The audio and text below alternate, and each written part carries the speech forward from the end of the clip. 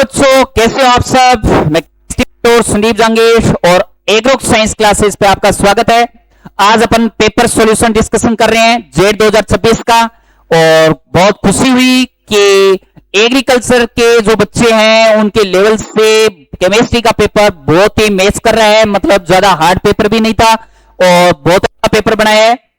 और आपको भी यूनिवर्सिटी को धन्यवाद देना चाहिए कि बहुत ही अच्छा पेपर किया गया सेट आपके लिए। तो अब अपन इसमें फर्स्ट क्वेश्चन से सॉल्यूशन स्टार्ट कर रहे हैं। पहला क्वेश्चन है अपना, मृदा में जीवांश पदार्थ के विच्छेदन से बनने वाले गहरे भूरे या काले रंग के कोलाइडी पदार्थ को क्या कहते हैं। तो इसमें आपको सिंपल सा जीवांश पदार्थ है और विच्छेदन से बनने वाले गहरे भूरे रंग से अब आपको इतना सा पता है कि गहरे भूरे रंग या काले रंग वाले कोलाइडी पदार्थ को क्या कहा जाता है, ह्यूमस। तो आपका आंसर कौन सा हो जाएगा, फर्स्ट।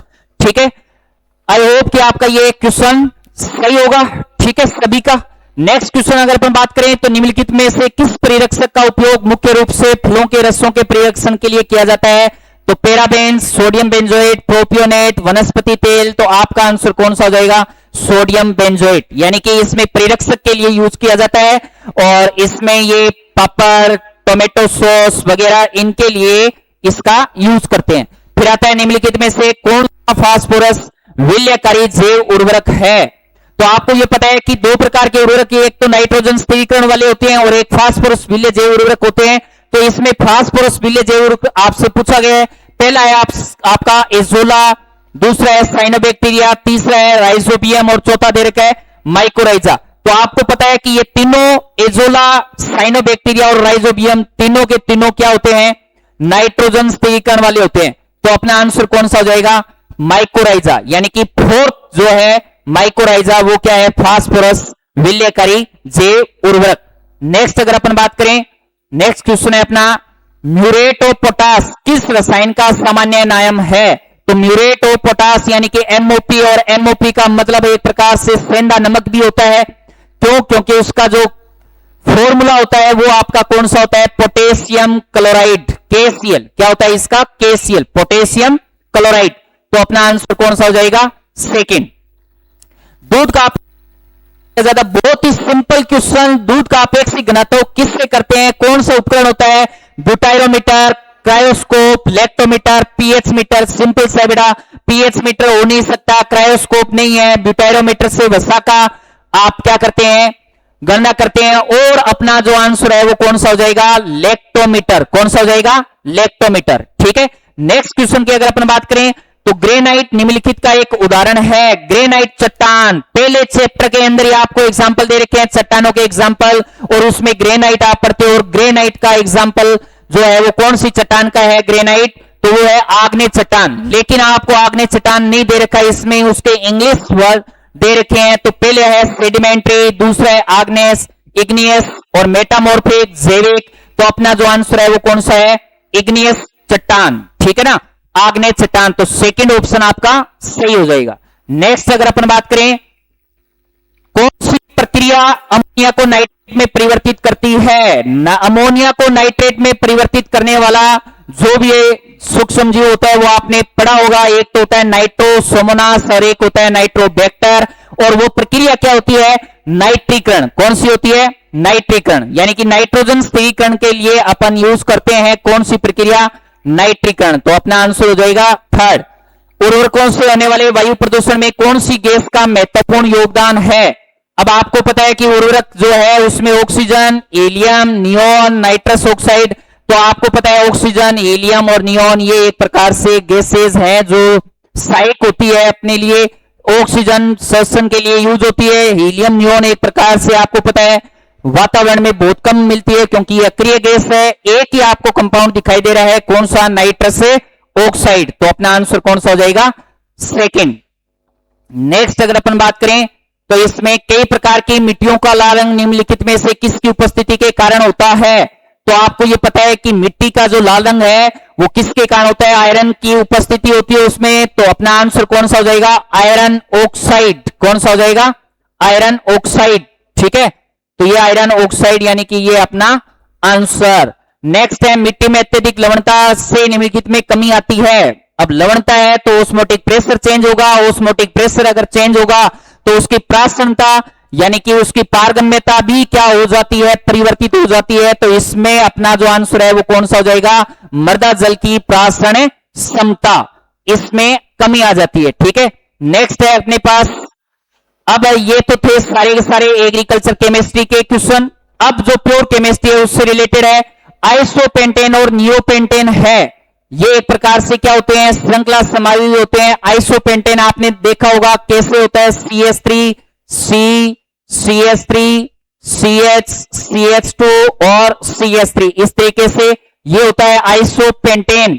नियोपेंटेन के अंदर आप देख सकते हैं CH3 C CH3 CH3 और CH3, ये होता है नियोपेंटेन। अब इसकी अगर चेन सेलेक्ट करें तो ये कितने कार्बन की होगी, 4 कार्बन की, और इसमें कितने कार्बन की है, 3 कार्बन की। तो अपन देख सकते हैं कि चेन में चेंजेस है तो आपका आंसर कौन सा हो जाएगा, श्रृंखला समावयवी।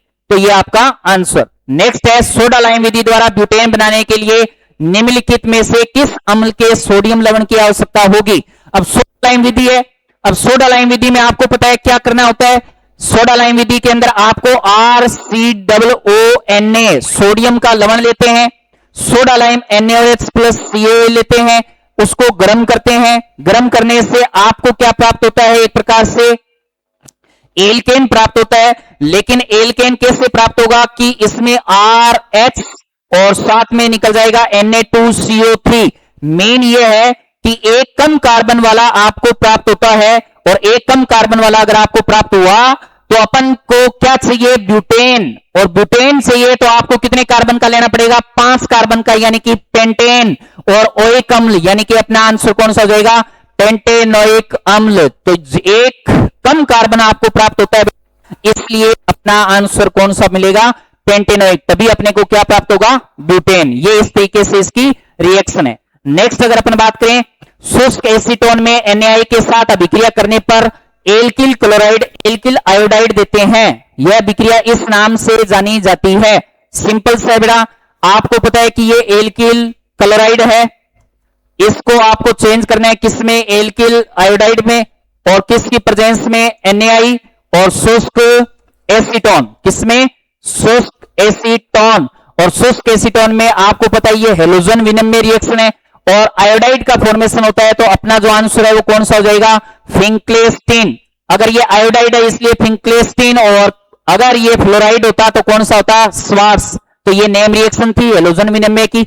नेक्स्ट अगर अपन बात करें कि निम्नलिखित में से कौन सा कार्बोक्सिलिक अम्ल सर्वाधिक अम्लीय है, अम्लीयता किससे डिसाइड होती है, तो प्रेरणिक प्रभाव से अपन डिसाइड करते हैं, -I प्रभाव से। जिसमें -I प्रभाव सबसे ज्यादा होगा उसका अम्लीयता भी ज्यादा होगी। इसमें Cl3 -I वाले हैं, CN भी -I वाला है, C6H5 -I है, NO2 भी -I है।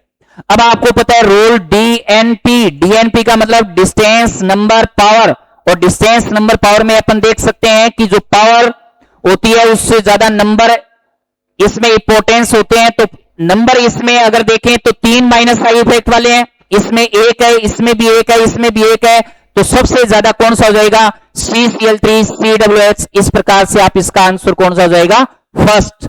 नेक्स्ट अगर अपन बात करें, HC triple bond CCH double bond CH अब आपको इसमें सिग्मा और पाई बॉन्ड कैलकुलेट करने हैं। सिंपल से बेटा, पाई बॉन्ड कैलकुलेट, यानी कि 2 पाई तो ये हो गए, 1 पाई ये हो गया, यानी कहने का मतलब टोटल कितने पाई हो गए, 3 पाई। इसमें भी 3 पाई, इसमें भी 3 पाई, ये तो होगा नहीं। तो अब अपने को सिग्मा बॉन्ड कैलकुलेट करने, ये 1 सिग्मा, ये 2 सिग्मा, ये 3 सिग्मा, 4 सिग्मा, और ये 5 सिग्मा, फिर 6 और 3 9 और 1 ये 10, यानी कि टोटल कितने सिग्मा हो गए, 10 सिग्मा और 3 पाई। इस तरीके से आप इसको सॉल्व कर सकते हैं। ठीक है, next 16 number, hydrocarbon CH3 2C2H5 और 2 का IUPAC नाम है। अब इसको आप इस तरीके से सॉल्व करेंगे, C और इस C के साथ जुड़ा हुआ है CH2CH3, फिर CH2CH3 और इधर है CH3 इधर है CH3, इस तरीके से। अब आपको इसमें क्या करना है कि इसको सिलेक्ट करना है, सिलेक्ट करेंगे तो ये आपकी क्या हो जाएगी, चेन हो जाएगी। अब आप इसमें नंबरिंग करते हैं 1 2 3 4 5। अब ये 3 पे क्या ऐड हो रखे हैं, मेथिल, तो 3 डाई मेथिल, और फिर उसके बाद में बेटा कितने कार्बन है, 5, तो क्या हो जाएगा, पेंटेन। तो अपना आंसर कौन सा हो जाएगा, 3 डाई मेथिल पेंटेन। ये आपका सेकेंड आंसर, ठीक है।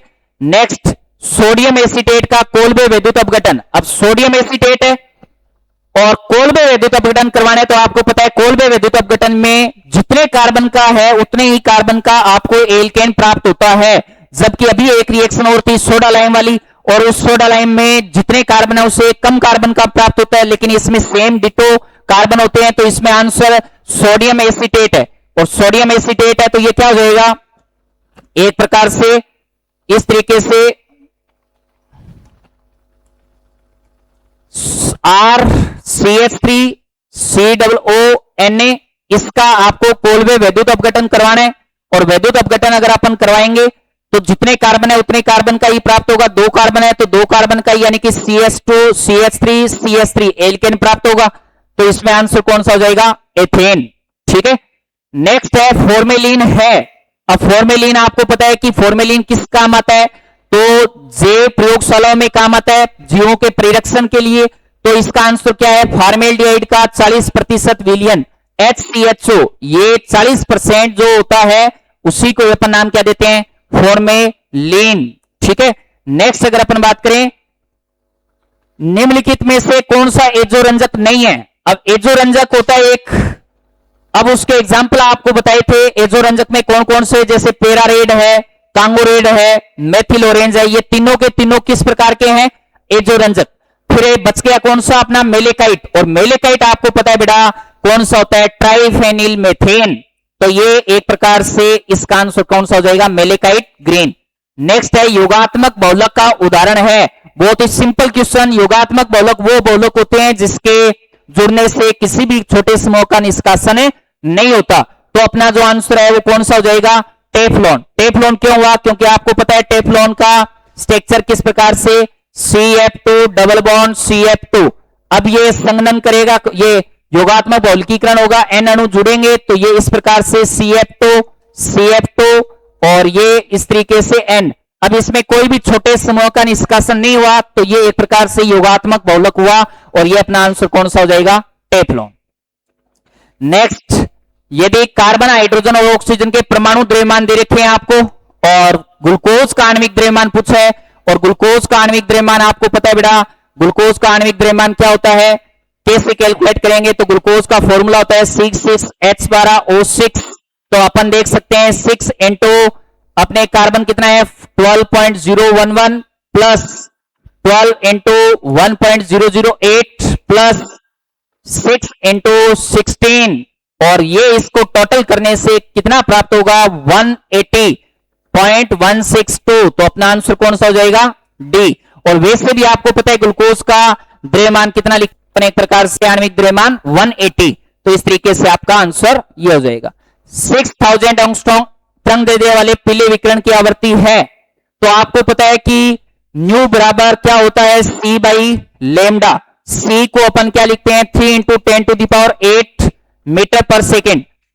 अब आप इसमें देख सकते हो ओमस्ट्रॉन्ग में दे रखा है, ओमस्ट्रॉन्ग को आपको पहले किस में बदलना पड़ेगा, मीटर में। तो ये कितना हो जाएगा, 10⁻10।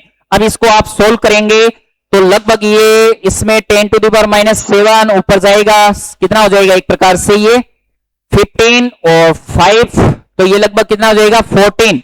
तो ये अपना आंसर कौन सा हो जाएगा, फर्स्ट।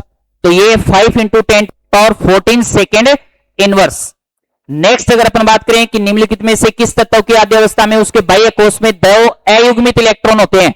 तो आपने देखा होगा कि जैसे पहला ऑप्शन है सिलिकॉन। सिलिकॉन अगर देखें तो सिलिकॉन कौन से ग्रुप का है, 14, और 14 ग्रुप का क्या होता है, NH2NP2 होता है। और P के अंदर आपको पता है कितने ऑर्बिटल होते हैं, 3।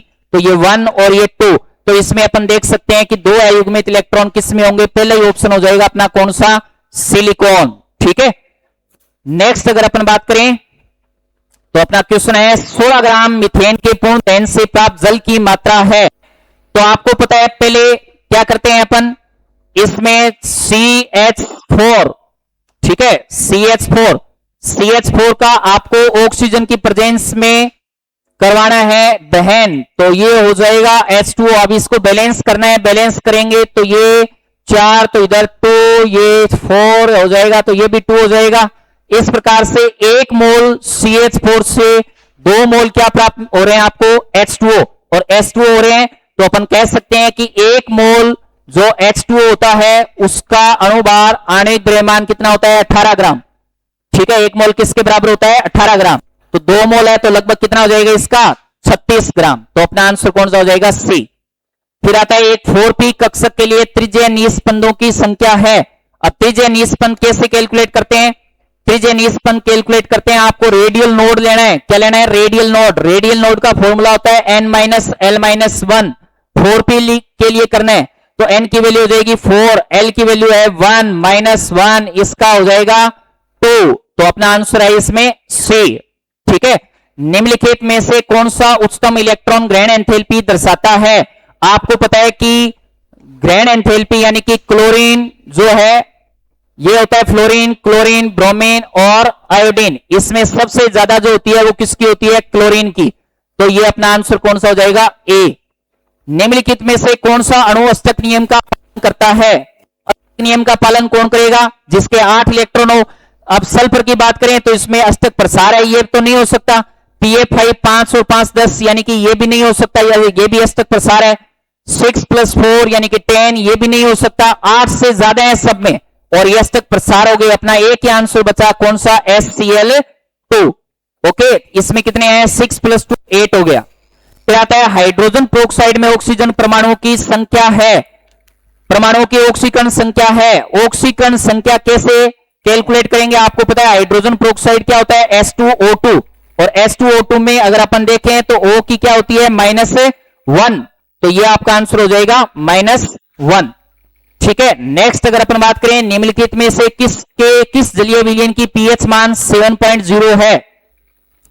तो 7.0 है तो किसके लिए है, तो 7.0 यानी कि उदासीन। और उदासीन कौन होता है, उदासीन बनाता है बेटा जो परबल आपका क्या होगा, अम्ल, और परबल ही क्या होगा, क्षार। परबल अम्ल और परबल क्षार दोनों मिलकर जिसका लवण का निर्माण करेंगे उसकी pH 7 रहेगी। और pH 7 किसकी रहेगी, एक प्रकार से KNO3 की। किसकी रहेगी, KNO3। क्यों, क्योंकि ये बना है KOH प्लस HNO3 से, और HNO3 और KOH से बना है तो ये आपका 7 हो जाएगा, ठीक है। दोनों प्रबल है।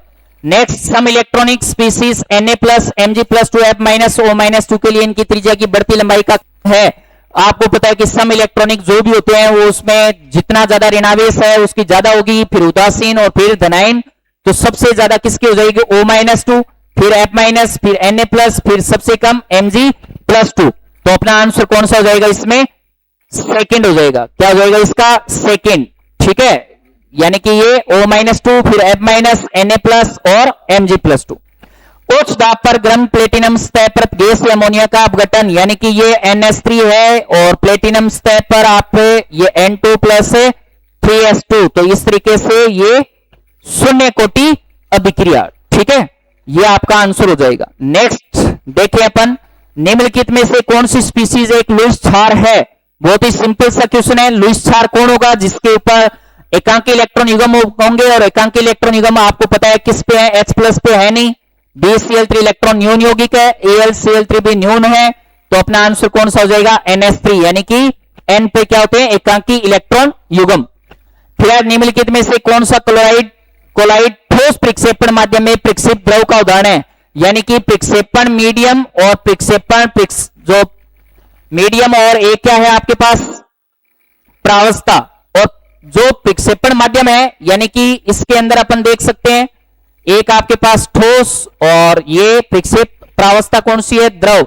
अगर ठोस और द्रव होता है तो उससे बनता है जेली। क्या बनता है, जेली। और जेली का एग्जाम्पल कौन सा होता है बेटा, मक्खन। कौन सा होता है, मक्खन। तो अपना आंसर कौन सा हो जाएगा, डी। निम्न में से कौन सा एल्यूमिनियम का एस्क है। एल्यूमिनियम का एस्क आपने पढ़ा होगा केओलिनाइट, मोंटमेरिलोनाइट, इलाइट, एल्यूमिना, बॉक्साइट, ये सब क्या होते हैं, एल्यूमिनियम के एस्क होते हैं। तो अपना आंसर कौन सा हो जाएगा, केओलिनाइट। ठीक है, फिर आता है मॉन्ड प्रक्रिया में किसके शोधन के लिए किया जाता है, और मॉन्ड प्रक्रम आपको पता है बेटा किसके लिए किया जाता है, निकल, किसके लिए किया जाता है, निकल। निकल की रिएक्शन किससे कराते हैं, कार्बन मोनोऑक्साइड या अपन कह सकते हैं कार्बोनिल से, और NiCO4 जो वाष्पशील होगा गर्म करने पर टूटने से शुद्ध निकल प्राप्त होता है, उस प्रक्रिया का नाम क्या होता है, मॉन्ड प्रक्रिया। फिर आता है क्षारीय मृदा धातु आयनों की जलयोजन एंथैल्पी का सही क्रम है।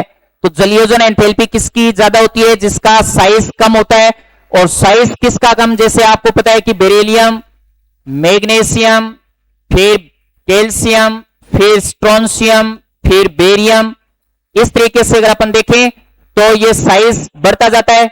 अब जिसका साइज ज्यादा होगा उसकी जलयोजन क्या हो जाएगी, कम हो जाएगी, इसकी जलयोजन क्या हो जाएगी, ज्यादा हो जाएगी। तो अपन कह सकते हैं कि सबसे ज्यादा किसकी होगी, बेरिलियम +2 की। तो आप देख सकते हो BA है, गलत है, BA है, इसमें है, इसमें है, फिर मैग्नीशियम की, लेकिन इसमें B आ गया, इसका मतलब ये नहीं हो सकता। तो आंसर कौन सा हो जाएगा, सेकंड। ठीक है, तो ये सेकंड आपको ध्यान में रखना है। नेक्स्ट, निम्नलिखित में से किस तत्व की अध्यवस्था में 5s उपकोष में 0 इलेक्ट्रॉन होते हैं। तो ध्यान रखना डी ब्लॉक में ऐसा एक ही एलिमेंट है जिसमें इसमें 0 होते हैं, और वो एक्सेप्शन आपको बताया था कौन सा, प्लेडियम। क्या होता है, प्लेडियम। प्लेडियम के अंदर 5s में कितने होते हैं, 0। ठीक है, नेक्स्ट, कौन सी क्षार धातु डाइनाइट्रोजन से अभिक्रिया कर नाइट्राइड बनाती है। तो क्षार धातु डाइनाइट्रोजन से नाइट्राइड कौन सी बनाती है, तो लिथियम। और क्षार मृदा धातु में कौन बनाता है, मैग्नीशियम।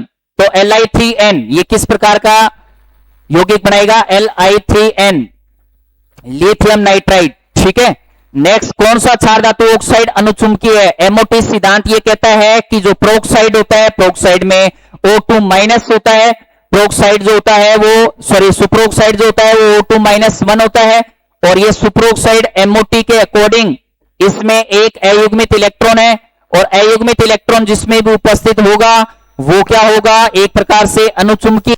तो इसमें चेक करो कि कौन सा सुपरऑक्साइड बनाता है। तो लिथियम तो बनाता है ऑक्साइड, ये नहीं होगा। सोडियम बनाता है प्रोक्साइड, ये भी नहीं होता। सोडियम ने बना रखा है ऑक्साइड, ये भी नहीं होता। तो सुपरऑक्साइड एक ही है, कौन सा, KO2। तो अपना आंसर क्या आंसर हो जाएगा, C। क्रोमेट आयनों में क्रोमियम ऑक्सीकरण क्या अंश है। अब डाइक्रोमेट और क्रोमेट यानी कि दोनों में ऑक्सीकरण अवस्था कितनी आती है, +6। कितनी आती है, +6। तो आंसर कौन सा हो जाएगा, सेकंड। इस प्रकार से ये आपके 40 क्वेश्चन थे केमिस्ट्री के, बहुत ही सिंपल पेपर आया है। और प्लीज कमेंट करें अपने अपने जितने भी जो भी क्वेश्चन आपने सही किए, कितना आपका नेगेटिव मार्क्स बन रहा है, कितना पॉजिटिव बन रहा है, वो कमेंट करें। मिलते हैं अपन अगली क्लास में। Thank you.